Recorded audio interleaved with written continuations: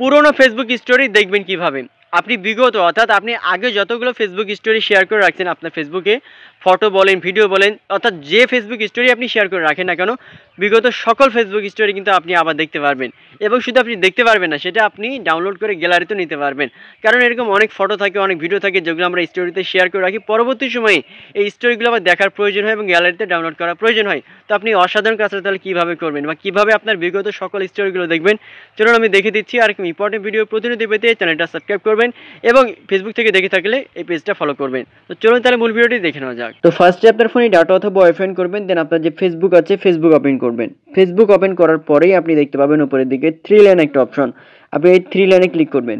3 লাইনে ক্লিক করার পরে নিচের দিকে একটু স্ক্রল করলে আপনি দেখতে পাবেন লেখা থাকবে সেটিংস অ্যান্ড প্রাইভেসি। এই যে দেখেন একবারে নিচের দিকে সেটিংস অ্যান্ড প্রাইভেসি, আপনি এখানে ক্লিক করবেন।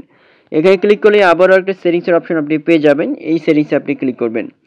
সেটিংসে যখন ক্লিক করবেন অনেকগুলো আরও সেটিংসের অপশন চলে আসবে, বাট আপনি নিচের দিকে স্ক্রল করবেন। নিচের দিকে স্ক্রল করার পরে আপনি খুঁজে বের করবেন যে অ্যাক্টিভিটি লগ নামের কোনো অপশন আছে কিনা। তো আমি একবারে নিচের দিকে স্ক্রল করলাম, দেখেন লেখা আছে ইওর অ্যাক্টিভিটি অপশনের প্রথম যে অপশনটা রয়েছে অ্যাক্টিভিটি লগ, ছোট্ট করে লেখা আছে, আপনি এখানে ক্লিক করবেন।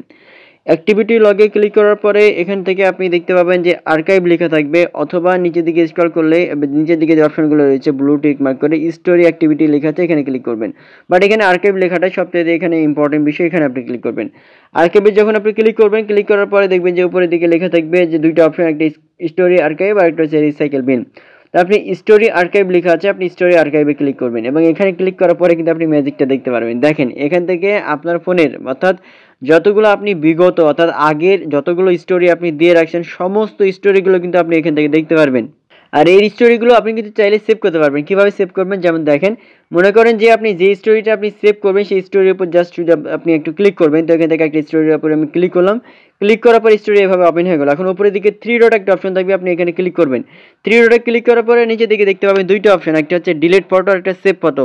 আপনি যদি সেভ ফটোতে ক্লিক করেন তাহলে আপনার এই স্টোরিটা আপনার হচ্ছে ফেসবুকে মানে আপনার যে গ্যালারি আছে গ্যালারিতে কিন্তু সেভ হয়ে যাবে। কারণ অনেক সময় আমাদের এরকম স্টোরিগুলো আমরা শেয়ার করে থাকি, পরবর্তী সময় স্টোরিগুলো আবার প্রয়োজন হয় গ্যালারিতে নেওয়ার জন্য, তো আপনি সেভ করতে পারবেন, আবার ডিলিটও করে ফেলতে পারবেন।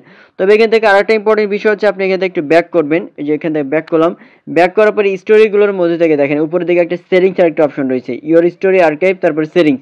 আপনি এখানে সেটিংসে ক্লিক করবেন। অনেকের ফোনে অর্থাৎ অনেকের ফেসবুকে কিন্তু এই স্টোরিগুলো নাও থাকতে পারে। কেন? যদি আপনার ফেসবুকের স্টোরি যদি এই সেটিংসে আসার পরে সেভ টু আর্কাইভ, আর্কাইভে যদি এটা যদি অফ করা থাকে তাহলে কিন্তু কখনোই কিন্তু এখানে আসবে না।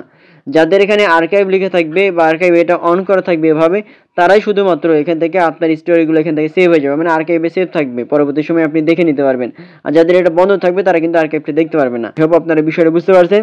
সেরকম ইম্পর্টেন্ট ভিডিও প্রতিনিধি পেতে এই পেজটা ফলো করবেন এবং ভিডিওটি ভালো লাগলে টাইমলাইনে শেয়ার করে রাখবেন। ধন্যবাদ।